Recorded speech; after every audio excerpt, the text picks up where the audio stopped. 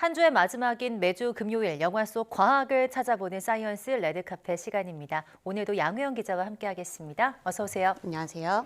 네, 오늘 준비한 영화는 뭘까요? 네, 이 보이스피싱을 당한 평범한 시민이 보이스피싱 조직원과 함께 총책, 그러니까 가장 우두머리죠. 이 우두머리를 잡는 과정을 그린 영화 시민 더키를 준비했습니다. 네, 저도 이 영화 좀 기대 중인데 실화라고 들었어요. 좀 소개해 주시죠. 네, 이 영화 주인공인 더키는요, 운영하던 세탁소에 불이 나서 집을 잃고 돈이 급한 상황이었습니다. 이러다 보니 좋은 조건으로 대출이 가능하다는 은행 직원의 전화에 의심 없이 몇몇의 돈을 보냈습니다. 그런데 알고 보니 이게 보이스피싱이었던 거죠. 네. 전 재산이었던 3,200만 원을 모두 날리게 된 이 더키는 경찰에 신고를 했는데 오히려 왜 보이스피싱인지 의심하지 않았냐라는 경찰의 핀잔을 받게 됩니다. 답답한 마음으로 하루하루 지나던 어느 날 더키는 이 자신을 속였던 보이스피싱의 조직원으로부터 도와달라는 전화를 거꾸로 받게 됩니다. 조직원의 제보 전화조차 경찰들이 믿어주지 않자 결국 더키는 스스로 자신이 잃어버린 돈을 되찾기로 결심하고 친구들과 함께 보이스피싱 조직의 본거지인 중국으로 떠나는 이야기를 그렸습니다. 네, 그 조직원과 손을 잡았다는 건데 줄거리 좀 듣고 나니까 이게 실화라는 게 좀 믿기지가 않는데요. 네. 이 영화 매력 포인트가 뭘까요? 네, 그럼 뭐 가장 큰 매력은 당연히 실화라는 네. 점입니다. 왜냐하면 이제 실화에서 나오는 힘이라는 게 있는데 물론 영화 안에서 중국으로 직접 총책을 잡으러 가는 건 허구적인 영화적 설정이지만 보이스피싱 조직원과 진짜로 통화를 해서 이 총책을 잡는데 많은 단서를 줬던 이 김성자 씨의 이야기를 바탕으로 하고 있습니다. 네. 뭐 물론 영화가 예상치 못한 반전이나 뭐 화려한 액션 이런 건 없지만 실화의 힘이 되게 대단하다라는 걸 느꼈는데요. 영화는 이 보이스피싱은 피해자의 잘못이 아니다라는 확실한 메시지를 전달을 하면서 마지막으로 이 총책을 잡겠다 이런 어떤 정확한 목표를 향해서 영화가 이제 거침없이 달려갑니다. 뭐 라미란 씨를 비롯한 배우들의 열연 또한 단연 돋보이고요.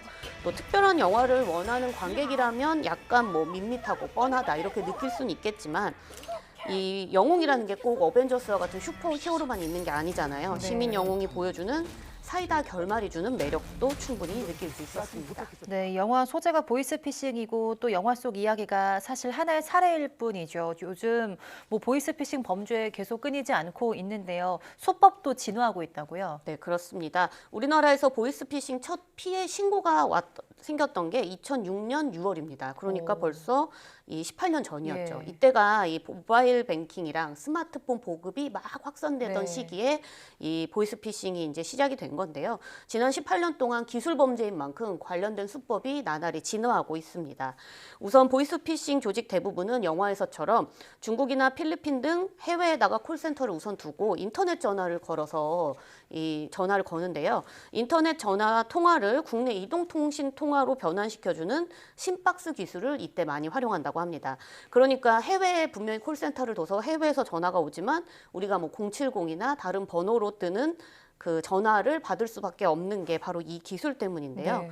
최근에는 이 심박스 이외에도 패드와 같은 기계를 해외에 둔 채로 국내 휴대전화를 이용해서 전화나 문자를 보내는 기술까지 이제 확장이 되고 있다고 해요. 이런 경우에는 이 심박수를 찾는 것보다 오히려 기존 휴대전화의 주파수와 겹치기 때문에 더 잡아내기 어려워서 보이스피싱을 완전히 뿌리 뽑기가 어렵다고 합니다. 또 다른 기술로는 악성 앱을 깔게 한 뒤에 그 앱을 통해서 통화 하이제킹, 그러니까 통화를 가로채는 기술도 네. 있습니다. 악성 앱 설치가 유도돼서 만약에 앱이 깔리게 되면 휴대폰에서 오가는 모든 통화를 제어할 수 있게 되거든요. 지금은 통신사 권한이 있는 앱만 쓸 수 있는 기능으로 이제 바뀌긴 했지만 과거 API를 이용하면 지금도 사실 아직도 하이제킹 기술이 구현을 할 수 있다고 합니다. 또 여기에 보이스피싱 조직들은 이 개인정보를 이용해서 맞춤형 시나리오를 작성하는 것으로 알려져 있는데요. 개인 상황에 맞춰서 대출이 필요한 사람에게는 대출 권유 전화를 하고 뭐 이벤트 당첨 안내 메일을 보낸다거나 아니면 뭐 청첩장이나 동창회 일정을 알려주는 URL 같은 걸 보내는 등 사람마다 각기 맞춤형 어떤 방식의 보이스피싱을 하기 때문에 조금만 방심해도 당할 수밖에 없습니다. 네, 정말 이게 누가 당하나 싶었는데 당할 수밖에 없게 좀 만들어 놓는 것 같은데요. 또 최근에는 인공지능 기술이 일상화되면서 AI도 보이스피싱에 활용되고 있다고요. 네, 그렇습니다. 이 뭐 인공지능 기술을 이용해서 목소리를 훔치는 딥보이스 기술이 지금 이제 적용이 되고 있는데요.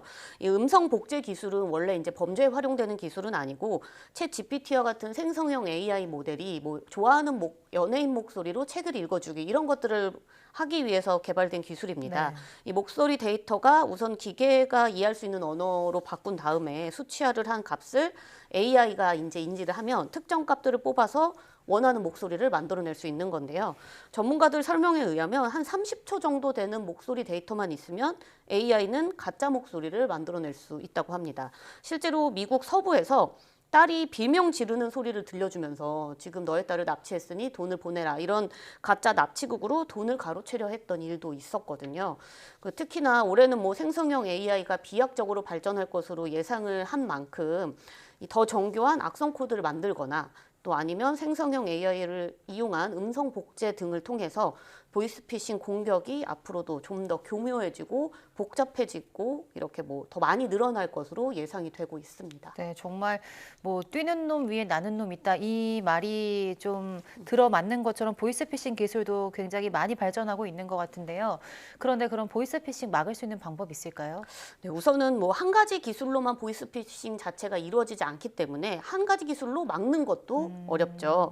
이래서 이제 뭐 예방하는 기술, 탐지하는 기술, 수사하는 기술 이 삼박자가 완벽하게 맞아야지만 사실상 잡아낼 수 있는 건데요.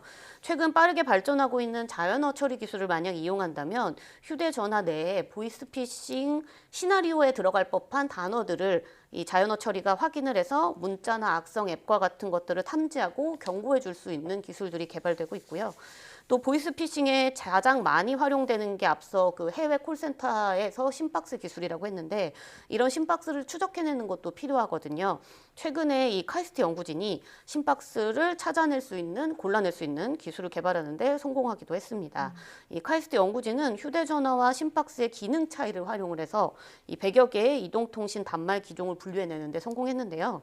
특히나 이 보이스피싱에 악용되는 타입 할당 코드 변조 단말기라는 게 있습니다. 원래 각각이 이 타입 할당 코드가 정해져 있는데 이거를 바꿔서 마치 일반 이용자처럼 바꾸는 어떤 기술인데 이렇게 변조되어 있는 불법 심박스를 식별할 수 있는 것까지 확인을 했다고 합니다. 이렇게 되면 이동통신사가 불법 심박수에서 걸려오는 전화를 원천 차단하는 것도 가능할 것으로 기대했습니다.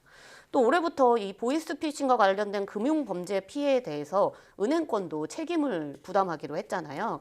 그래서 은행에서도 역시 본인 확인 추가 절차나 또 뭐 이상 거래를 탐지하는 시스템 개발에 집중을 하고 있는데요. 특히 한 시중은행에서는 ATM기 앞에서 이상 행동을 보이는 사람들의 행동을 분석하는 기술을 개발했습니다. 그러니까 예를 들어서 보이스피싱 범죄자들은 주로 ATM기 앞에서 얼굴을 가렸고 또 피해자들은 대부분 통화를 하면서 거래를 하더라 이런 어떤 특징들이 있었고 그 상황을 AI가 인지를 하고 나면 주의를 줬더니 사고 건수가 많이 줄었다고 합니다.